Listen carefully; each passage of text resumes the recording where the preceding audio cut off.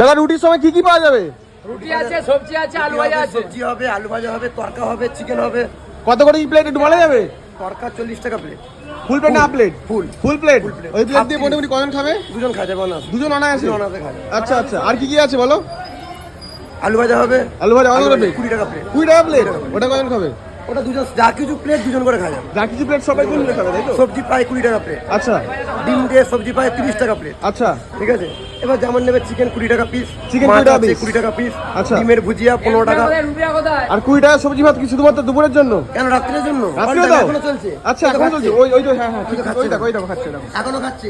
আচ্ছা সন্ধ্যে 6টা বাজে এখনো ভাত খাচ্ছে। আচ্ছা ঠিক। মামা এদিকে। দাদা তাহলে রুটি তাহলে 3 টাকা পিস দিচ্ছ? একদম জলের দামে। যেদিন এই দাদার বিয়ে হয়ে যাবে সেদিন থেকে 6 টাকা হয়ে যাবে? একদম। 1 টাকা বাড়বে? 5 টাকা পাবে। রুটি লাইন দেখাচ্ছে দেখো। মোটামুটি কত কেজি আটা কাটে প্রতি রাতে?